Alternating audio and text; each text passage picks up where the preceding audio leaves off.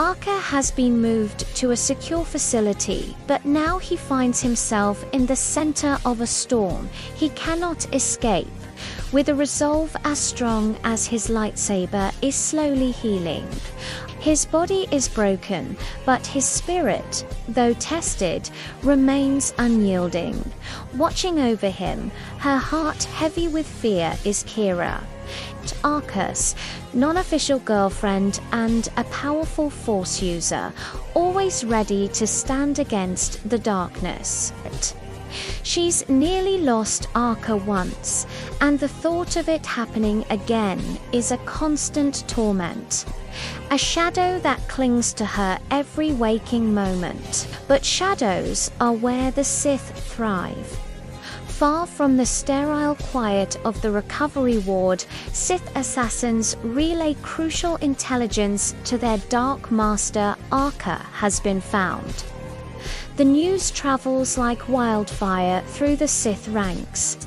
A fleet is mobilized, its destination set, its purpose singular: to extinguish the light of this rogue Jedi once and for all. Aboard the flagship, a figure of pure malice stands cloaked in shadow. A danger to the Republic, to the Jedi, to Arca and all he holds dear. Arcadia is the embodiment of Arca's darkest potential, a weapon forged in hatred and aimed at the heart of the Republic. And his plans are already bearing fruit. On Coruscant, the Galactic Senate is in chaos, fractured and divided by political intrigue cleverly orchestrated by Arcadia's apprentice. This unseen agent works from the shadows, sowing seeds of discord and mistrust, weakening the Republic's core just as the Sith fleet prepares its devastating strike. Arcadia's strategy is twofold: dismantle the Republic from within, while he personally eradicates the last vestiges of his former self. The galaxy is on a knife's edge, and the secure facility where Arca recovers is about to become the epicenter of a brutal conflict. The supposed safety of the Republic facility is shattered in the dead of night. Two Sith assassins, silent as specters, slip past the guards and into the private quarters of Arca and Kira.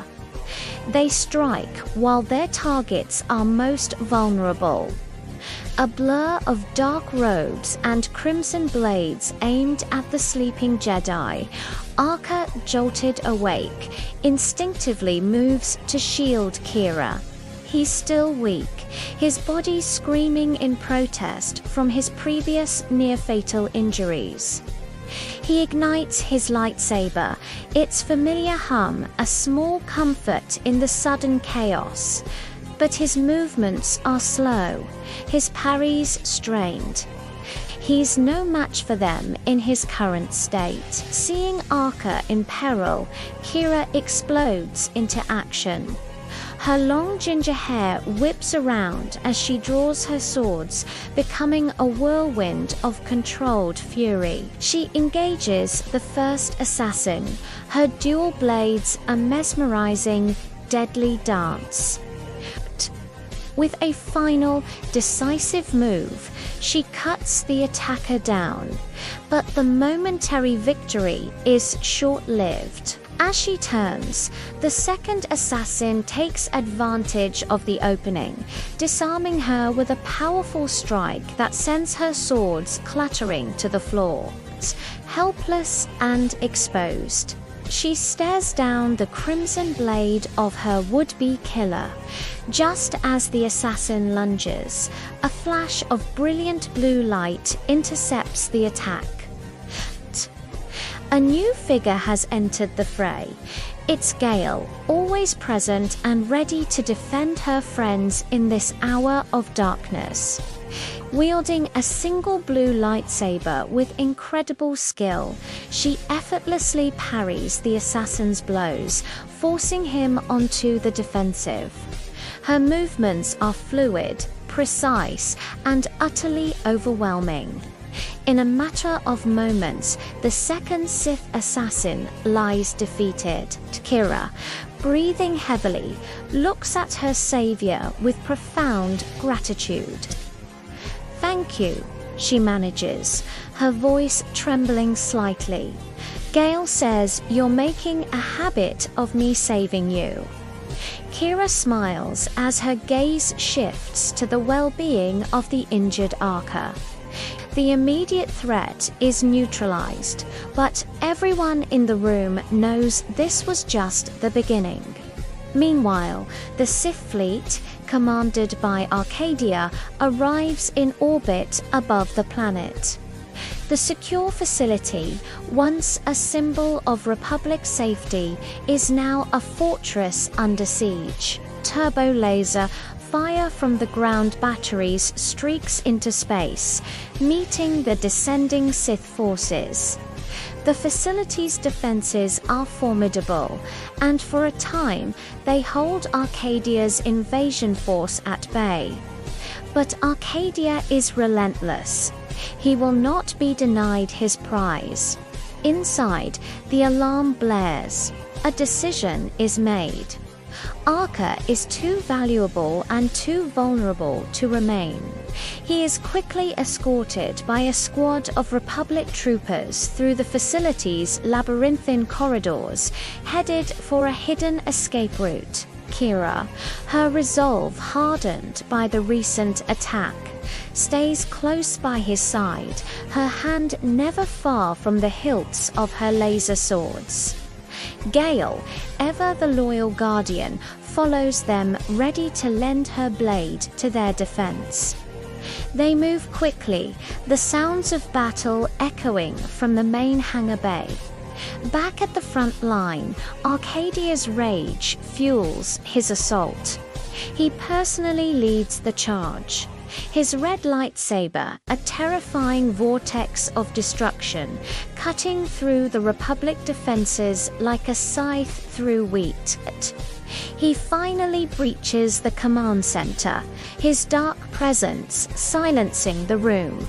"Where is he?" Arcadia demands, his voice a low, menacing growl that promises pain. A defiant Republic officer glares back at him. "He's gone. You're too late." Arcadia's face twists in a snarl of fury. He orders his troops to tear the facility apart, to find any shred of information, any data trail that could lead him to his quarry. The hunt is on. Arca's escape is far from clean, as his small escort party makes a desperate run for a waiting transport ship.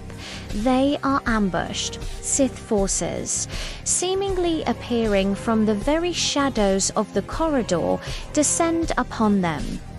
Kira immediately places herself between Arca and the attackers. Her green blades a shimmering wall of defense. She fights with a fierce desperation, protecting the man she loves with every fiber of her being. Nearby, Gale joins the fray, her lightsaber a beacon of hope as she assists the beleaguered Republic troopers, holding the line against the overwhelming Sith numbers. But the battle is being fought on multiple fronts. In the chaos, Arcadia's forces manage to seize the small transport ship meant for Arca's escape. Their path is cut off. Trapped and exposed, they are forced to find another way out, all while Sith assassins, like hounds on a scent, begin to scour the planet's surface for them. The wider conflict rages in the skies above and on the ground below. Republic forces and their starships fight bravely, but they are outnumbered and outmaneuvered, struggling against the might of Arcadia's perfectly timed assault. The facility, and perhaps the entire planet, is on the verge of falling. Hiding in a makeshift shelter, exhaustion finally claims Arca, and he slips into a troubled sleep. His mind, free from the battlefield, drifts to a peaceful place. He dreams of a beautiful day under a warm sun. He sees Kira, radiant in a white dress, walking towards him. He is at an altar, waiting to marry her, to finally claim a piece of the happiness he has fought so long for. It is a moment of pure, unadulterated joy, but the dream warps, twisting into a horrifying nightmare.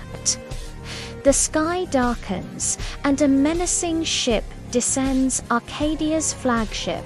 The wedding is crashed. Arcadia himself appears, his red lightsaber igniting with a terrible hiss. In the dream, Arca is frozen, powerless to stop him as Arcadia strikes Kira down. He jolts awake, his heart pounding, a silent scream caught in his throat. The nightmare felt so real, the loss so profound. His frantic eyes dart around the dimly lit shelter and land on Kira, sleeping peacefully beside him. Her chest rises and falls in a steady, gentle rhythm. She is safe. She is here. Relief washes over him, but it is quickly replaced by a cold, hard certainty. This nightmare was a warning. It was a vision of the future that could come to pass if he failed. Looking at Kira's serene face, Arca understands with crystal clarity. Arcadia is not just a threat to the Republic, not just a ghost from his past. He is a direct threat to everything Arca holds dear. The fight has become deeply personal. Arcadia must be stopped, now more than ever, no matter the cost. His recovery is over. It's time to fight back. Thank you for watching, and don't forget to like and subscribe for more chapters of this epic story.